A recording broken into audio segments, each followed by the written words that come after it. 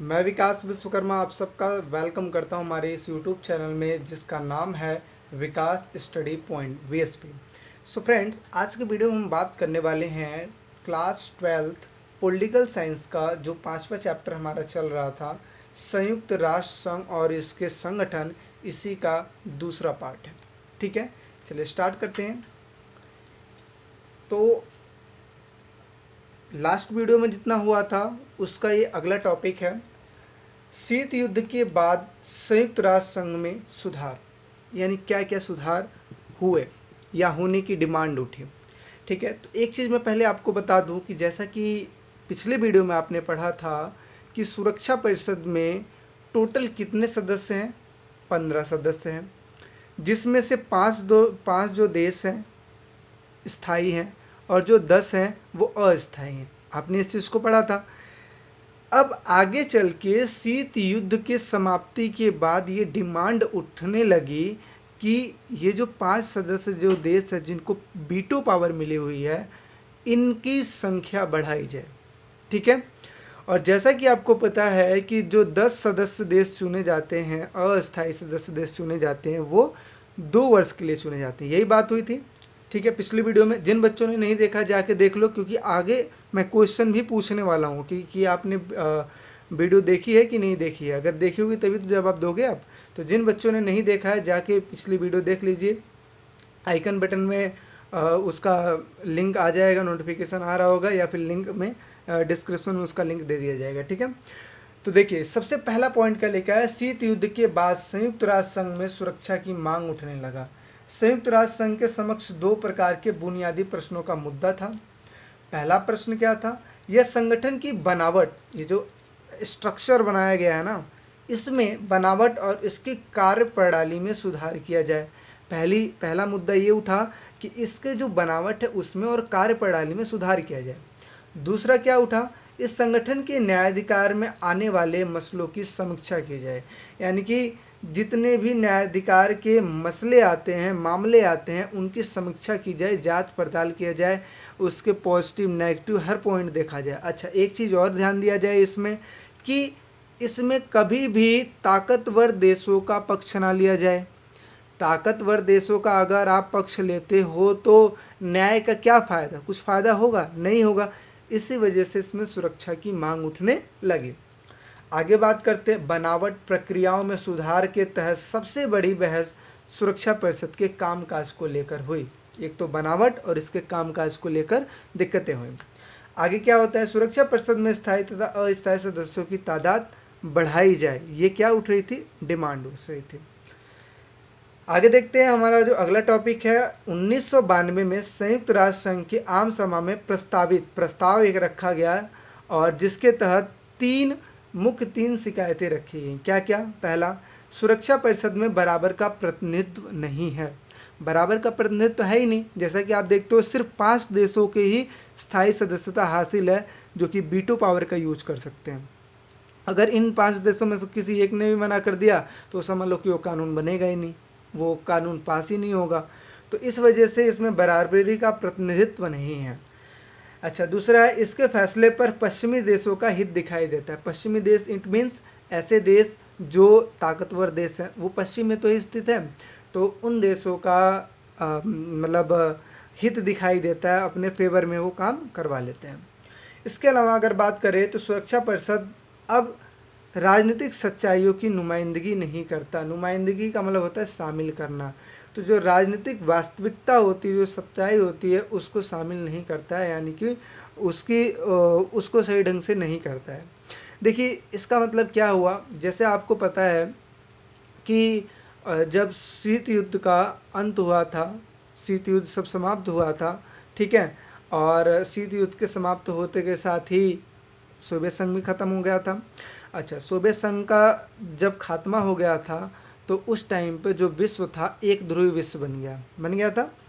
आगे चल के क्या होता है, एक ध्रुवीय विश्व व्यवस्था बन जाने के बाद अमेरिका क्या करता है, 4 ऑपरेशन चलाता है। जैसा कि आपको सेकंड चैप्टर में पढ़ाया गया है, 4 ऑपरेशन चलाता है। तो उसमें किसी में रजामंदी थी यूएनओ की और किसी में रजामंदी नहीं थी, जिसकी वजह से हमें ये मतलब विश्व को ये लगा कि जो यूएनओ है वो अधिकतर बड़े देशों का ही सपोर्ट करता है, ठीक है। यानी कि ये बड़े देश ही मिलकर किसको चलाते हैं, यूएनओ को चलाते हैं। तो ये दिक्कतें थी, तो इसी वजह से लिखा है कि सुरक्षा परिषद अब राजनीतिक सच्चाइयों की नुमाइंदगी नहीं करता। ये थोड़ा सा गलत लिखा है, नुमाइंदगी ऐसे होगा, नुमाइंदगी यानी कि शामिल नहीं करता है। आगे अगर बात करते हैं तो मैंने बताया था ना क्वेश्चन मैं पूछने वाला हूँ, तो चलिए 5 क्वेश्चन आपके लिए पिछले वीडियो से रिलेटेड, बहुत ही इजी क्वेश्चन है। आई थिंक आपने देखा होगा या फिर नहीं भी देखा होगा तो भी आप क्वेश्चन का आंसर दे दोगे। पहला क्वेश्चन क्या है कि यूएनओ किसका उत्तराधिकारी है, बहुत ईजी क्वेश्चन है। दूसरा, सुरक्षा परिषद में स्थायी सदस्य कुल कितने, स्थायी सदस्य कितने हैं और उनके नाम भी लिखिए। तीसरा क्वेश्चन है यूएनओ के स्थापना के समय कुल कितने देशों ने हस्ताक्षर किया था। चौथा क्वेश्चन है यूएनओ के महासचिव कौन है। और पांचवा क्वेश्चन है यूएनओ के कुल कितने अंग हैं, जिसमें से कोई 3 आप लिख दीजिए, ठीक है। ये 5 क्वेश्चन है आपके लिए। चलिए आगे बढ़ते हैं। 5 क्वेश्चन है, मैं कमेंट सेक्शन में मैं चेक करूंगा, इस वजह से आप इसका कमेंट में आंसर दें। आगे बात करते हैं। संयुक्त राष्ट्र संघ के अनेक शाखाएं एवं एजेंसियां, देखो ये एजेंसियों का मैंने नाम लिखा है, यहाँ पे 6 एजेंसियां हैं। इनको क्या करना है, सिर्फ और सिर्फ इनके फुल फॉर्म को याद करना, चाहे आप इंग्लिश में याद कर लो चाहे हिंदी में याद कर लो, इसके फुल फॉर्म को याद कीजिएगा, क्योंकि ये 1 नंबर के क्वेश्चन में पूछे जाते हैं, ठीक है। और इसके अलावा कुछ ऐसी एजेंसियाँ और शाखाएँ हैं, 6 तो ये हो गई, कुछ और भी चीज़ें जैसे WTO हो गया, विश्व बैंक हो गया, इन सबको मैं डिटेल्स में पढ़ाया हूँ नेक्स्ट स्लाइड में, अभी इनको देख लेते हैं।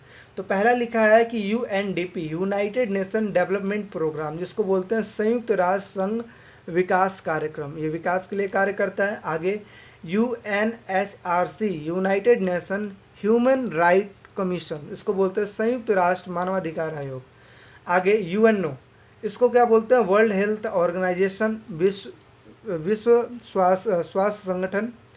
चौथा है UNHCR, United nation high commissioners for refugees, ठीक है। तो ये इसका फुल फॉर्म है, जिसका हिंदी में अर्थ क्या होता है, संयुक्त राष्ट्रीय शरणार्थी उच्चायोग। आगे 5वें की बात करते हैं, यूनिसेफ, इसको UNICEF बोलते हैं, यूनाइटेड नेशन चिल्ड्रेन, ठीक है, हिंदी में बोलते हैं ये संयुक्त राष्ट्र संघ बाल कोष। आगे UNESCO, United Nation educational scientific and cultural organisation, इसको बोलते हैं संयुक्त राष्ट्र शैक्षिक सामाजिक एवं सांस्कृतिक संगठन।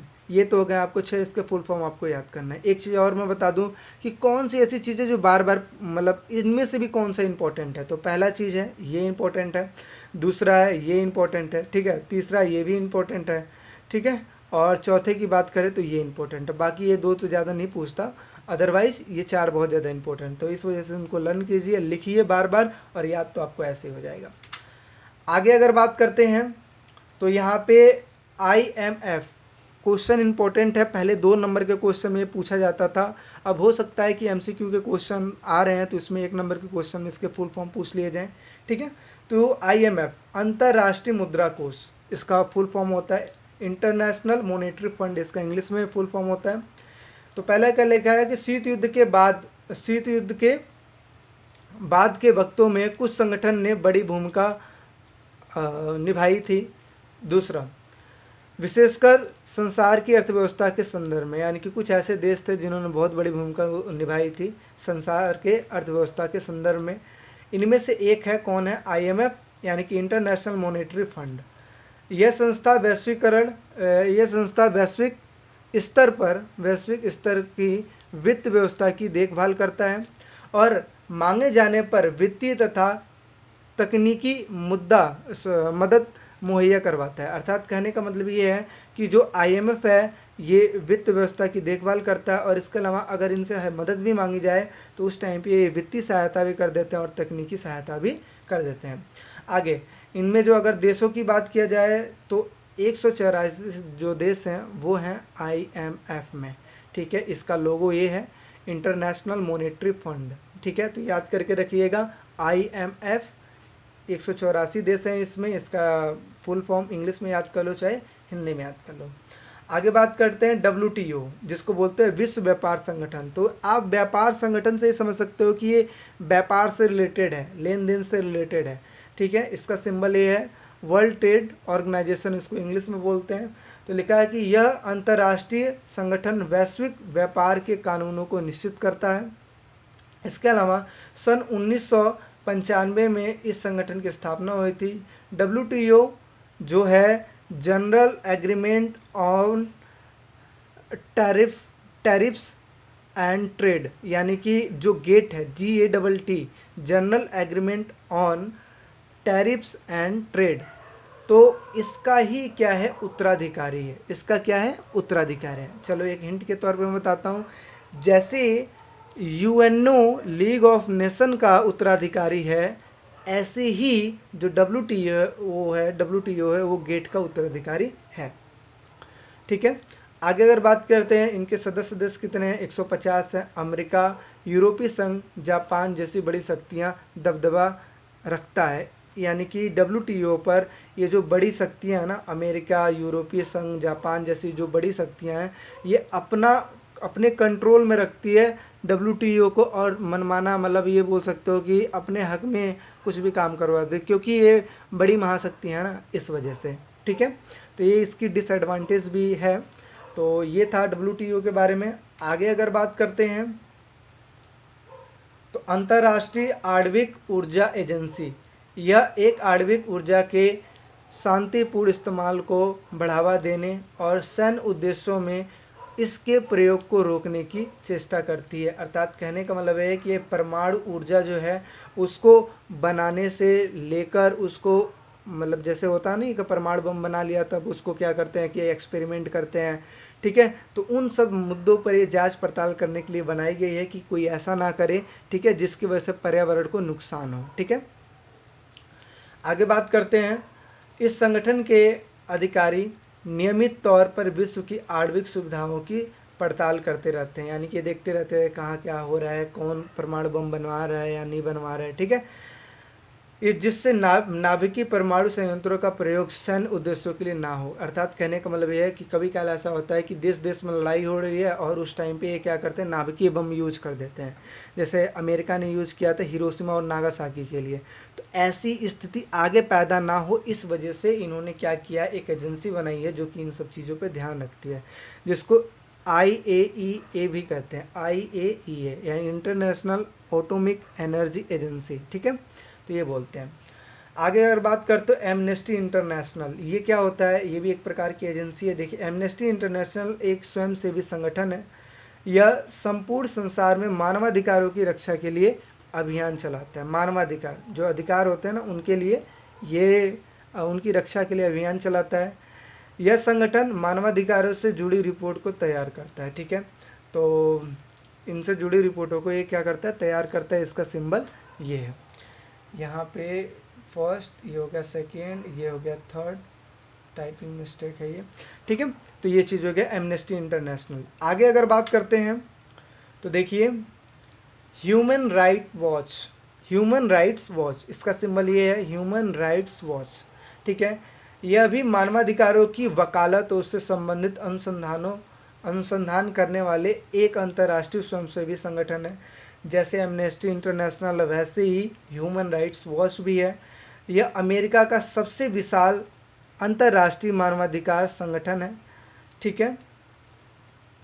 इसके अलावा यह विश्व भर के मीडिया का ध्यान मानवाधिकारों के हनन की तरफ खींचता है। अर्थात अगर कहीं पे मानवाधिकार का हनन हो रहा है तो उस टाइम पे क्या करता है कि मीडिया का जो ध्यान है इस ओर आकर्षित करता है, ठीक है। यानी कि ये जो चीज़ बनाया गया है ये मानवाधिकारों का हनन ना हो, इस चीज़ के लिए बनाया गया है। आगे बात करते हैं, इनमें बारूदी सुरंगों पर रोक लगाने के लिए, कभी काल ऐसा होता है ना, सुरंग बनाया जाता है तो उसके लिए बारूदों का यूज़ किया जाता है ताकि विस्फोट हो और जो पत्थर है वो गिर जाए और जिसकी वजह से सुरंग बनाया जाए, ठीक है। तो इसने बारूदी सुरंगों पर रोक लगाने के लिए, बाल सैनिकों का इस्तेमाल रोकने के लिए और अंतर्राष्ट्रीय दंड न्यायालय स्थापित करने के लिए अभियान चलाने में सहायता करता है। जो बाल सैनिक होते हैं उनके इस्तेमाल को रोकने के लिए, और इसके अलावा अंतर्राष्ट्रीय दंड न्यायालय बनाए कि अगर कोई गलत काम करता है तो उसको क्या करना है, रोकना है, ठीक है। उसके लिए एक न्यायालय की स्थापना करने के लिए क्या चलाता है, अभियान चलाता है। तो ये है ह्यूमन राइट्स वॉच। आगे बात करते हैं तो विश्व बैंक। दूसरे विश्व युद्ध के तत्काल बाद सन 1945 में विश्व बैंक की स्थापना हुई थी। इस बैंक की गतिविधियां मुख्य रूप से विकासशील देशों से संबंधित है। यानी किन से? विकासशील देश, ऐसे देश जो अंडर डेवलप्ड हैं, यानी कि जो धीरे धीरे विकास कर रहे हैं, ठीक है, उनसे संबंधित है। यह बैंक निम्नलिखित चीज़ों पर कार्य करती है। पहले इसका सिंबल आप देख लीजिए, वर्ल्ड बैंक ही है, ठीक है। तो बात करते हैं, तो पहला क्या है, निम्नलिखित चीज़ों पे काम करती है। जैसे किन किन चीज़ों पे? तो मानव विकास। मानव का विकास कैसे होता है? शिक्षा और स्वास्थ्य के द्वारा। इन चीज़ों पे काम करती है। कृषि पर काम करती है। ग्रामीण विकास पे काम करती है, जैसे सिंचाई, ग्रामीण सेवाएं हो गई। पर्यावरण सुरक्षा पे काम करती है, जैसे प्रदूषण में कमी करना। इसके अलावा नियमों का निर्माण करना और उन्हें लागू करवाना। आधारभूत ढांचों पर काम करती है, जो सबसे ज़्यादा बेस होते हैं, इसेंटियल होते हैं, उन चीज़ों पे काम करती है। जैसे शहर का विकास करना, सड़क बनवाना, बिजली का विकास करना, ठीक है। इसके अलावा सुशासन का मतलब होता है अच्छे ढंग से जहाँ पे शासन चले। जैसे कदाचार को रोकना, जहाँ पे दंगे फसाद, लड़ाई झगड़े हो रहे हैं, उन चीज़ को रोकने के लिए कार्य करती है। तो हमें समझ में आया विश्व बैंक इन सारी चीज़ों पे काम करती है। आगे, यह अपने सदस्य देशों को आसान कर्जा और अनुदान करता है। अनुदान का मतलब होता है पैसा देना, ठीक है। या अनुदान का मतलब होता है ये कि अगर सपोज कोई ऐसा देश है जो गरीब है, तो उनको पैसा उठा के दे देती है, ठीक है। एक होता है कर्ज देना, जो बाद में वापस लेते हैं। अनुदान का मतलब होता है पैसा दे दिया, अगर वो सक्षम नहीं है तो कोई बात नहीं, चलो रहने दो, पैसा नहीं लेना है, वो चीज़ है। अधिक निर्धन देशों से यह अनुदान वापस नहीं चुकाने पड़ते हैं। यानी कि अगर कोई ऐसा देश है जो निर्धन है, तो वो ये विश्व बैंक की एक खासियत है कि वो उससे पैसा नहीं लेता। तो ये थी। तो आई होप्स वीडियो आपको समझ में आए होंगे, सारे टॉपिक्स आपको अच्छे से समझ में आया होगा, ठीक है। और बचे हैं आपके टोटली अभी 3 से 4 टॉपिक बचे होंगे, ठीक है। और इन 4 टॉपिकों को मैं करा दूंगा, आपका चैप्टर पूरी तरीके से ओवर हो जाएगा। और बाकी जब नेक्स्ट टाइम पे जब मैं बनाऊंगा, ठीक है, जब सारे चैप्टर कंप्लीट हो जाएंगे, उसके बाद मैं क्वेश्चन आंसर की सीरीज लाऊंगा। इसमें हर एक छोटे से बड़े क्वेश्चनों को हम डिस्कस करेंगे, ठीक है। तो अभी पूरे चैप्टर का ओवरव्यू ले लीजिए। तो ये था आपका सेकंड पार्ट। आई होप सारी चीज़ समझ में आई होगी। थर्ड पार्ट में ये चैप्टर आपका कंप्लीट हो जाएगा, ठीक है, क्योंकि हर एक चीज़ों को अच्छे ढंग से समझाने की कोशिश किया हूँ, तो इसी वजह से थोड़ा सा लेंदी हो रहा है। अदरवाइज़ वीडियो आपको समझ में आएगा, ये मेरी गारंटी है, ठीक है। वीडियो अच्छी लगती है तो लाइक करें, शेयर करें, सब्सक्राइब करें। मिलते हैं अगले वीडियो में। अभी के लिए बाय बाय, टेक केयर।